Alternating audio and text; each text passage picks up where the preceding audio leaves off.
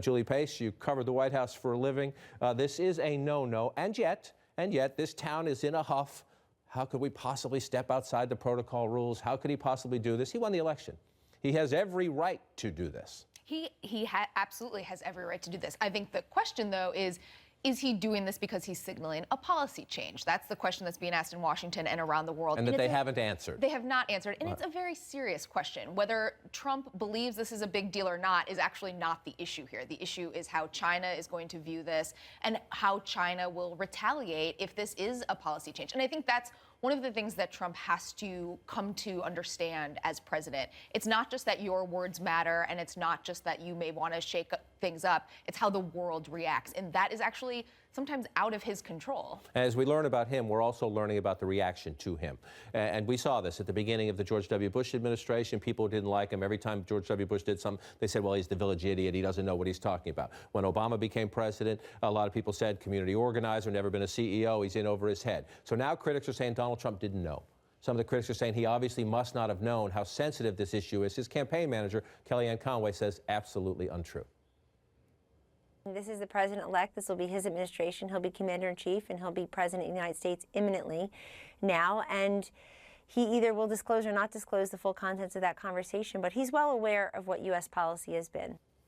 She says he's aware. The question is... I'm kind of skeptical about that, John. You're skeptical? That Donald Trump is deeply intimate with the China-Taiwanese relationship? Yeah, I'm very skeptical about that.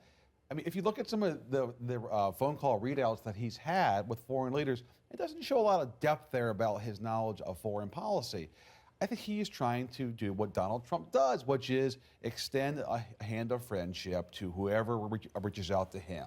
That's what he does, whether it's business, politics, reality TV, now the presidency. This is his MO, trying to be friendly, telling the president of Pakistan, you're doing a fantastic job. Does he actually know that or not? Probably not. That's what he does, though. And I have to say that the tweets after the call were probably a little bit more telling to me than the fact that the call occurred, because it signaled that even if he were doing a sort of deliberate policy change, he's lashing out at his critics in a way that suggests that he just wants to be able to do what he wants. And so it's the combination of the call, the tweets afterwards that basically are like, why are you telling me what to do?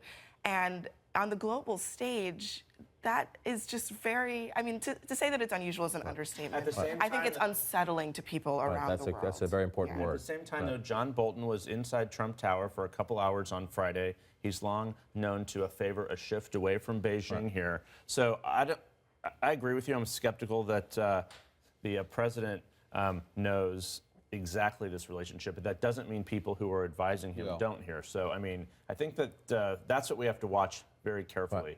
Who Donald Trump is surrounding himself by, and he does want to be liked, no question about it, and he wants to extend that hand. And there's a question about a question about what he wants to do, even if he doesn't know the intimate details. You know, if he understands that if you do this, sir, you're going to ruffle some feathers, that's one thing, and that's his right. He won the election. Plus, there are a lot of people in this town who say, forget this establishment hesitancy to anger Beijing. This is a brave little democracy.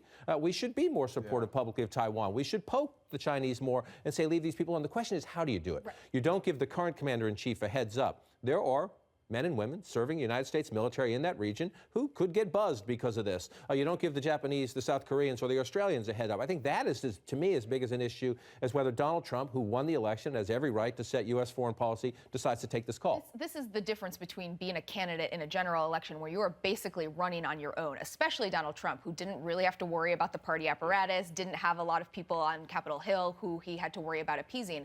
When you are president of the United States, every decision that you make affects not just yourself, your White House, and Americans. It affects your allies. It affects your adversaries. And you just don't always have control over the response. You have to think through these issues. Even a simple phone call can blow up into a huge deal incredibly quickly.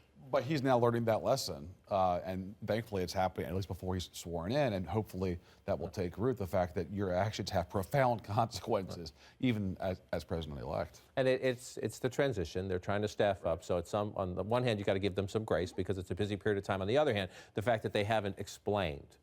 this is another thing we learned about, just like the conversation with the Indian developers. Trump has property interests there, so people say, aha, conflict, because you learn about it by reading the overseas press. We learned about this because of the Financial Times, and it was first reported in the Taiwanese press. That's part of the issue as well, is when do you tell the American people, and when do you tell, as I said, the current White House, we have one president at a time, how this works. But it is another example how Trump is going to be different.